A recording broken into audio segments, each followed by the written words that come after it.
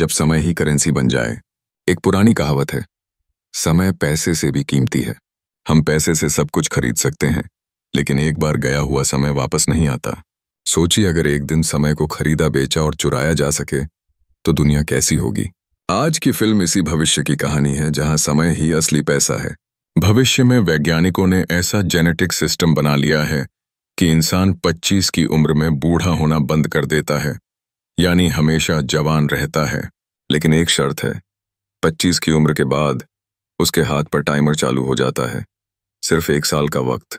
इस टाइम को बढ़ाने के लिए लोगों को काम करना पड़ता है, वरना टाइम खत्म होते ही मौत तय है। अब खाना, दवा, ट्रैवल सब कुछ वक्त से खरीदा जाता है। अमीरों के पास लाखों साल हैं, गरीब हर दिन मौत से लड़ते हैं। विल नाम का एक लड़का है जो गरीब इलाके में रहता है। वो 28 साल का है। उसके पिता की मौत हो चुकी है और वो अपनी माँ के साथ एक छोटे अपार्टमेंट में रहता है। उसकी माँ की उम्र 50 साल हो चुकी है, लेकिन दिखती 25 की है, क्योंकि हर कोई वहीं अटक जाता है। माँ का बर्थडे है। विल एक बोतल शैंपेन लेकर आता है, जिसे उसने ओवरटाइम करके खरीदा है। लेकिन जश्न का समय नहीं, क्योंकि दोनों के टाइमर में सिर्फ 2 दिन का वक्त बचा है। माँ अपने टाइम से उसे नाश्ते के लिए आधा घंटा देती है। इस दुनिया में हाथ पकड़कर टाइम ट्रांसफर किया जा सकता है। नाश्ते के लिए जाता है तो पता चलता है कॉफी की कीमत एक दिन में 2 गुनी हो चुकी है। अब 4 मिनट। फैक्ट्री में काम करके थोड़ा और टाइम कमाता है और फिर दोस्त जॉनी के साथ बार में जाता है। वहां वो देखता है एक अमीर आदमी अकेले बैठा है, जिसके पास 100 साल से ज्यादा का समय है, लेकिन एक गैंग उसे घूर रहा है।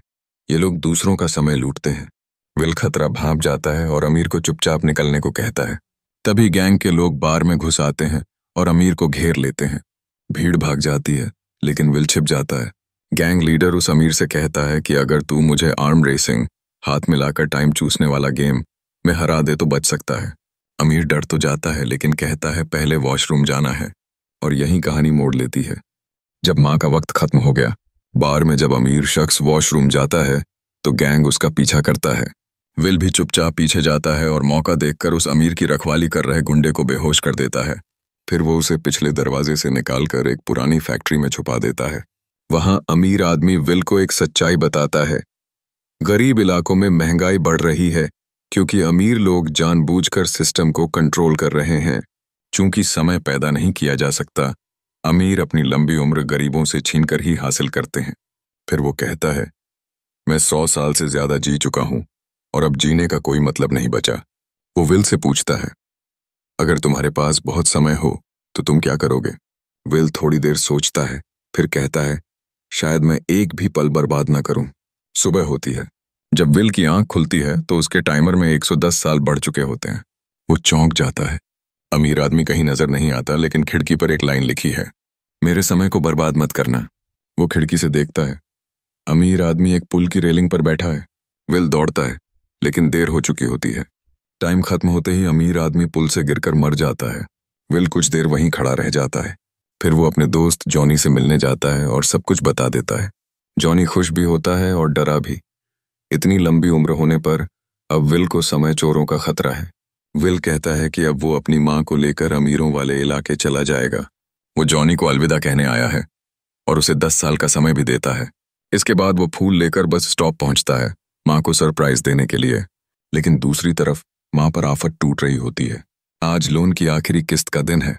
किस्त भरने के बाद माँ के पास सिर्फ 1.5 घंटे बचते हैं और तभी पता चलता है कि आज बस टिकट डबल रेट पर है। टिकट के पैसे नहीं बचते तो वो पैदल दौड़ती है। विल जब आखिरी बस देखता है और माँ को नहीं पाता तो समझ जाता है कुछ गड़बड़ है। वो उसी रास्ते पर दौड़ता है जिधर से माँ को आना था। जब वो उसे देखता है, माँ की घड़ी में सिर्फ 10 सेकंड बचे होते हैं। दोनों एक दूसरे की तरफ दौड़ते हैं। जैसे ही हाथ पकड़ते हैं, घड़ी 0 पर पहुंच जाती है। माँ विल की बाहों में ही मर जाती है। विल जमीन पर गिरकर चीखता है, अब सब कुछ है मेरे पास, पर तू नहीं है। अगले दिन वो माँ का अंतिम संस्कार करता है, आंसू पोंछता है और फिर टैक्सी में बैठकर अमीरों की दुनिया की तरफ निकल पड़ता है। इंसाफ की शुरुआत। लेकिन विल अमीरों के इलाके में मौज करने नहीं, अपनी माँ और गरीबों का बदला लेने आया था। उसे अभी प्लान तो पूरा नहीं पता, लेकिन वो जानता था कि बदला लेने के लिए पहले उसे अमीरों के बीच घुसना होगा। यह आसान नहीं था।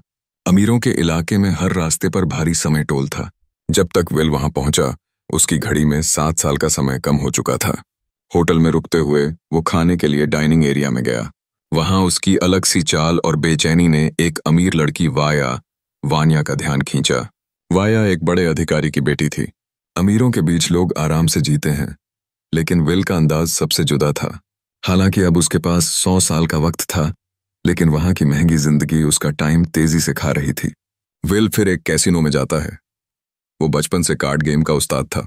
वहां उसकी मुलाकात वाया के पिता, एक बेहद ताकतवर आदमी और टाइम बैंक के डायरेक्टर वान चीफ से होती है। वाया भी उसी कैसीनो में मौजूद होती है। विल और वान चीफ के बीच जबरदस्त गेम होता है और विल अपने धैर्य और दिमाग से उससे 1000 साल का समय जीत लेता है। वान चीफ उस पर काफी प्रभावित होता है और उसे अगली रात अपने घर की पार्टी में बुला लेता है। पार्टी में वाया फिर उससे मिलती है। उसे अंदाजा हो चुका होता है कि विल गरीब इलाके से आया है, लेकिन उसका सोचना अलग था। वाया अमीर थी, पर गरीबों की जिंदगी की सादगी और आजादी से बहुत प्रभावित थी। वो कहती है, हम अमीर लोग जीते तो लंबा हैं, लेकिन डर में। आपके पास समय कम होता है, पर आप उसे जीते हैं पूरा दिल से। इसके बाद दोनों पास के समुद्र किनारे जाते हैं। विल सीधा पानी में कूद जाता है। उसके लिए यह समुद्र किसी सपने जैसा था। वाया थोड़ी हिचकिचाती है, लेकिन फिर वो भी आजादी की उस हवा को महसूस करने के लिए समंदर में कूद जाती है। पानी में दोनों को सच में जिंदगी का मजा आता है। लेकिन तभी वान चीफ की आवाज सुनाई देती है। वो वाया को ढूंढ रहा होता है। वाया जल्दी से बाहर निकलती है, कपड़े पहनती है और दोनों चुपचाप पार्टी में लौट आते हैं। तभी वहां पुलिस पहुंचती है। वो विल को हिरासत में लेने आती है।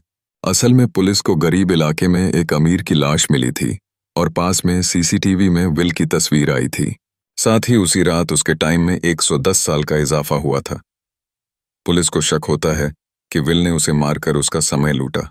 विल बताता है कि वो आदमी खुद थक गया था और मरना चाहता था, इसलिए उसने समय देकर आत्महत्या की। लेकिन अफसर उसकी एक न सुनते और सीधे उसके टाइम से 1000 साल घटा देते हैं।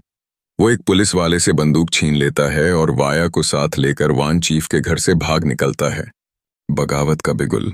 विल दिन में खरीदी गई लग्जरी कार लेकर वाया को लेकर गरीबों की बस्ती की तरफ निकल पड़ा। पीछे से पुलिस भी तेजी से उनके पीछे लग चुकी थी, लेकिन 60 साल के टाइम से खरीदी गई कार वाकई शानदार थी। पुलिस पीछे छूटती गई। अभी वो राहत की सांस भी नहीं ले पाए थे कि अचानक कार के टायर किसी स्टील की कीलों से भरे जाल पर चढ़ गए। कार सड़क से फिसलकर ढलान में गिर गई और दोनों बेहोश हो गए। ये जाल समय लुटेरों ने बिछाया था, वही गैंग जो पहले बार में अमीरों को लूटने आया था। दोनों को बेहोशी में देखकर उन्होंने वाया के सालों के समय को लूट लिया। अब बस आधे घंटे की जिंदगी बची थी। कार पूरी तरह तबाह हो चुकी थी और समय खत्म हो रहा था, इसलिए विल वाया का हाथ पकड़कर दौड़ पड़ा अपने पुराने दोस्त जुल्फी, ख्वान माओ के घर की ओर। वो चाहता था कि जुल्फी से कुछ वक्त लेकर किसी तरह जान बचाई जाए। मगर जब वहां पहुंचे तो जुल्फी की बीवी ने बताया कि विल के दिए हुए 10 साल से उसने खूब शराब पी और ओवरडोज से मर गया। विल के चेहरे पर पछतावे और सदमे का तूफान उमड़ा, पर इस वक्त शोक मनाने का वक्त नहीं था।